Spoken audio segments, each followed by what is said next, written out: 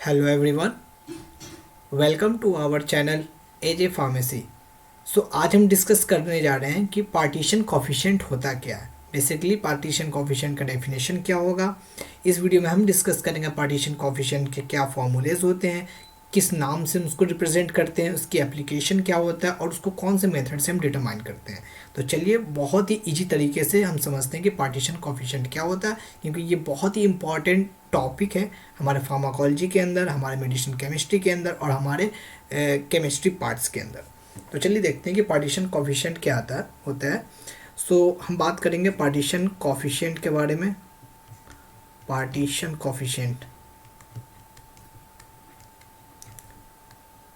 Actually इसको जो books में अलग अलग तरीके से रिप्रेजेंट करते हैं। कुछ बुक्स में जाओगे तो आप इसको पी से रिप्रेजेंट करते हैं, बट इसका बेस्ट फॉर्म अगर मैं बात करूं तो हम इसको के डी से रिप्रेजेंट करें तो इसका बेस्ट तरीका होगा। ऐसा क्यों? क्योंकि जो पार्टीशन कॉफिशिएंट का दूसरा नाम जो होता है उसको हम बोलते हैं डिस्ट्रीब्यूशन कॉफिशिएंट। अब ये डिस्ट्रीब्यूशन कॉफिशिएंट क्या होता है, हम जब इसकी डेफिनेशन के अंदर देखेंगे तो पता चल जाएगा कि हम इसे क्यों डिस्ट्रीब्यूशन कॉफिशिएंट कह रहे हैं। इसका दूसरा नाम क्या होगा? Distribution coefficient. This is one of the important term that we should know. ठीक है। हम इसको किस चीज़ से रिप्रेजेंट करेंगे? के डी से। पी से भी रिप्रेजेंट कर रहे हैं तो गलत नहीं है, बट बेस्ट फॉर्म क्या हम लेके चलेंगे? के डी। के तो हमको पता है किसी चीज़ के कांस्टेंट को के कह रहे हैं, और ये जो डी है ये डी रिप्रेजेंट कर रहा है डिस्ट्रीब्यूशन को। अगर हम इसकी डेफिनेशन की तरफ चलेंगे, इसका डेफिनेशन जो हमें कहता है what is partition coefficient or distribution coefficient. If we talk about the definition, अगर हम definition की तरफ चलें,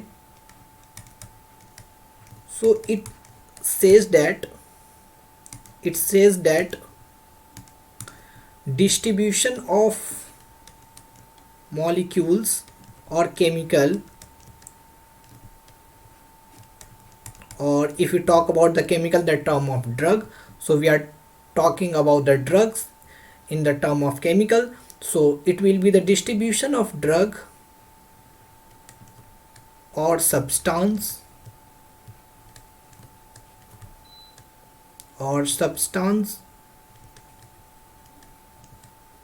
in aqueous phase and organic phase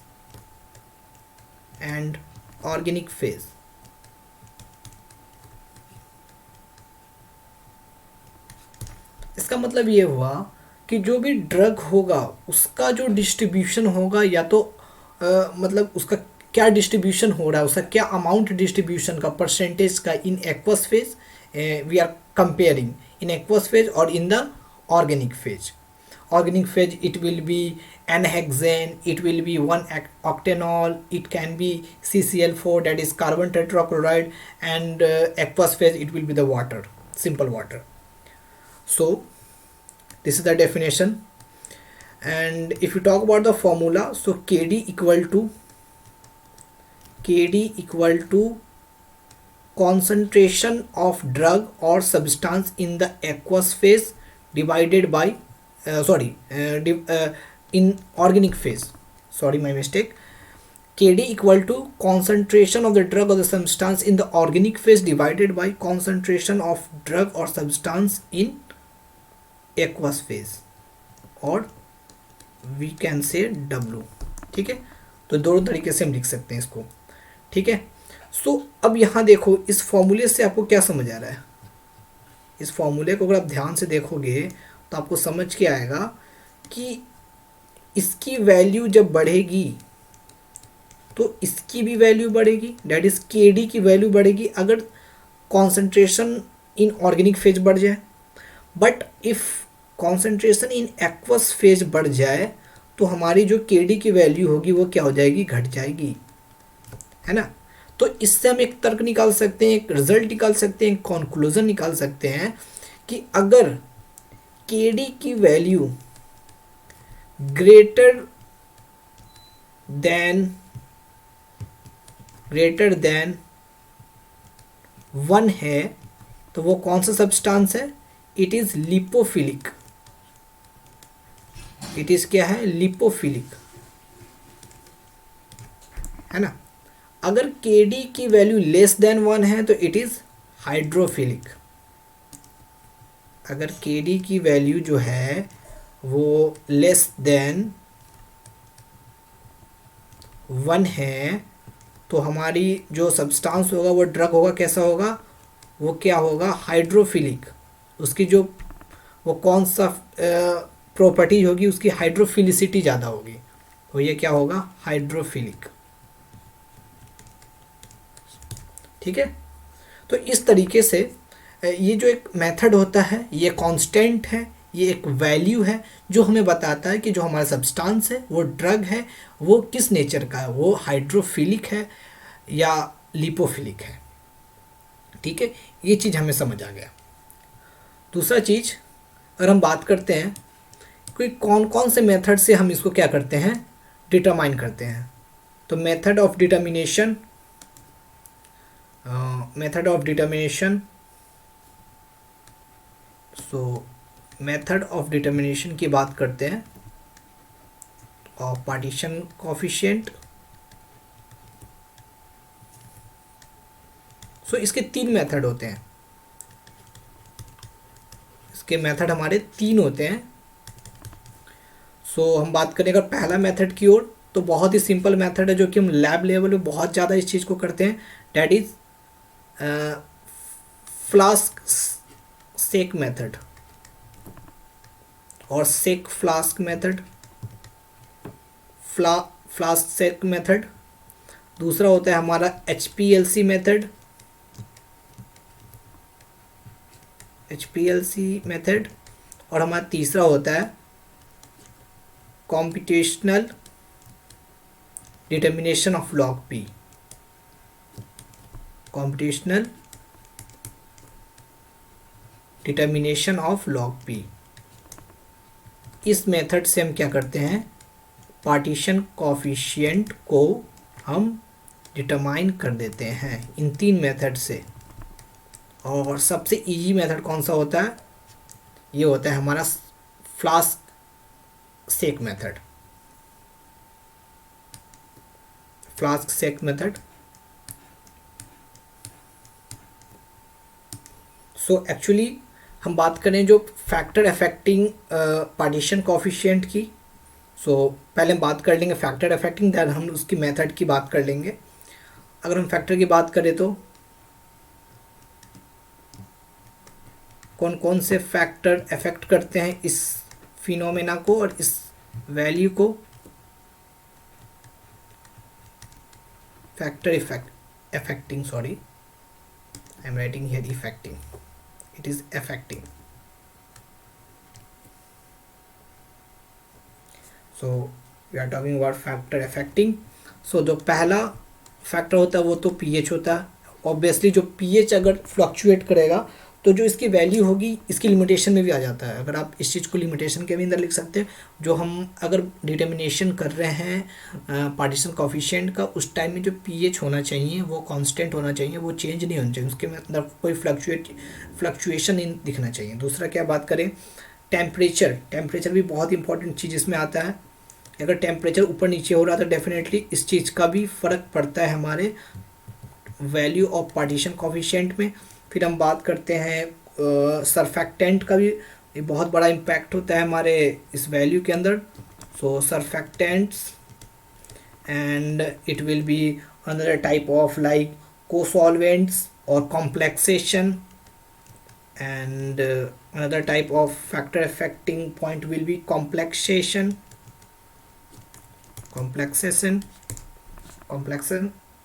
ठीक है, तो ये हमारे फैक्टर अफेक्टिंग होते हैं हमारे पार्टीशन कोफिशिएंट की। अब हम बात करेंगे method of determination of partition coefficient, जो कि इजी मेथड है, जो पहला जो हम लैब लेवल पे ही बहुत ज़्यादा वर्क करते हैं। मैं इस मेथड से आपको ये करूँगा बताऊँगा। जो हमारा ये होता है सेपरेटिंग फनल का यूज करते हैं। जो पहला मेथड था हमारा shaken flask method, that is shaken flask method.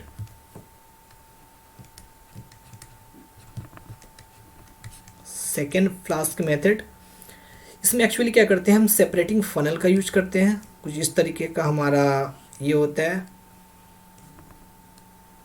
और यहाँ से हमारा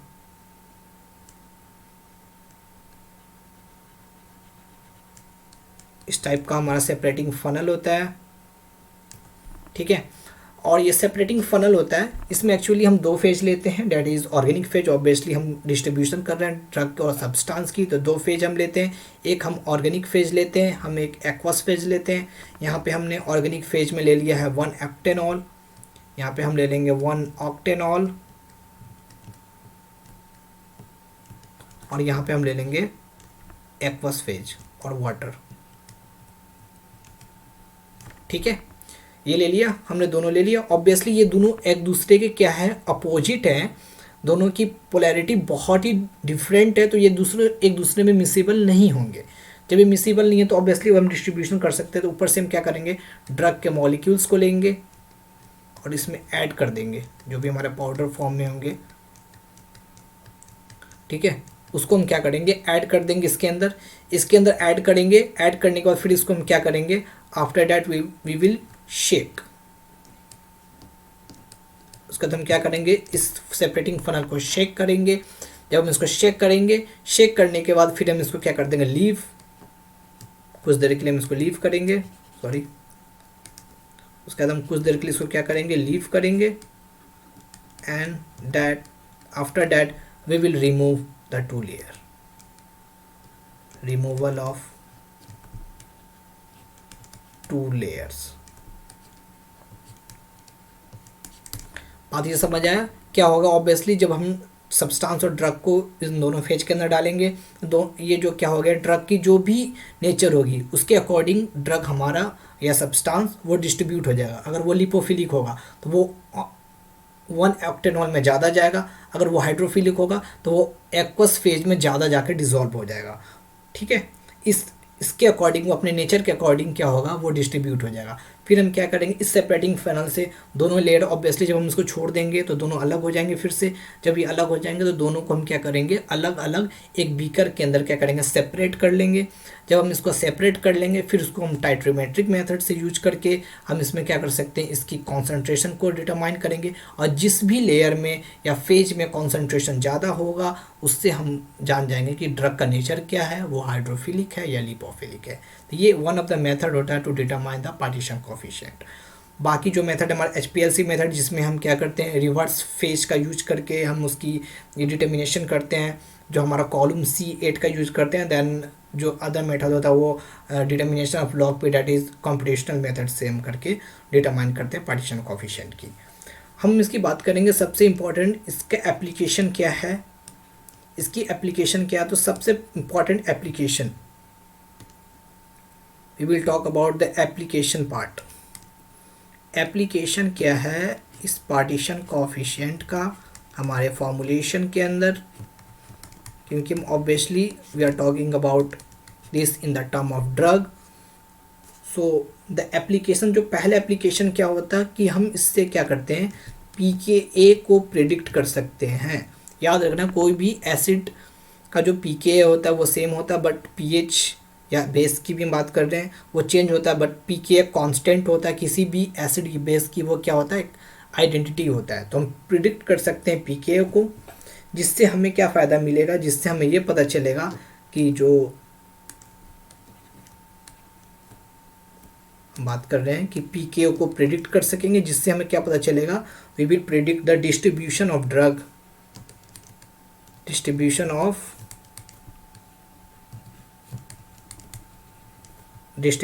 of drug in biological system, in biological system.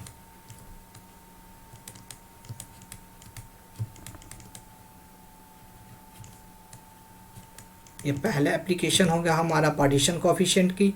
फिर हम दूसरी एप्लीकेशन की बात करें तो हम इससे मेजर ऑफ फैक्टर्स को ये प्रिडिक्ट कर सकते हैं या उसको इन्फ्लुएंस कर सकते हैं, like absorption. So the factor such as absorption, excretion absorption, excretion and the penetration of the drug and penetration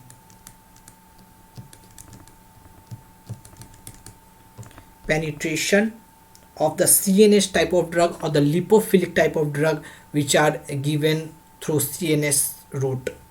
ठीक है, सो हम कौन कौन से फैक्टर को ये कर सकते हैं, प्रिडिक्ट कर सकते हैं और इन्फ्लुएंस कर सकते हैं, absorption, excretion and the penetration into the in the CNS, penetration in the CNS related to the value of the log P of the drug. Then हम बात करें अदर भी बात करें जो हमारा क्या होता है लॉग पी से हम क्या कर सकते हैं. जो लॉग पी होता है ऑब्वियसली मैंने लॉग पी किस चीज़ के लिए बात की थी, पार्टीशन कॉफिशिएंट के लिए. तो लॉग पी से हम क्या कर सकते हैं, ये हमें क्या क्या एडवांटेज देता है. पहला तो कि ये क्या करता है, टॉक्सिसिटी को क्या करता है, रिड्यूस करता है, टॉक्सिसिटी को रिड्यूस करेगा. ऑब्वियसली क्या करेगा, नॉन स्पेसिफिक बाइंडिंग को भी कम करेगा, नॉन स्पेसिफिक बाइंडिंग को भी कम करेगा. And one of the most important factor that it will enhance the bioavailability. ये क्या करेगा, बायोअवेबिलिटी को क्या करेगा, इंक्रीज करता है या इनहेंस करता है.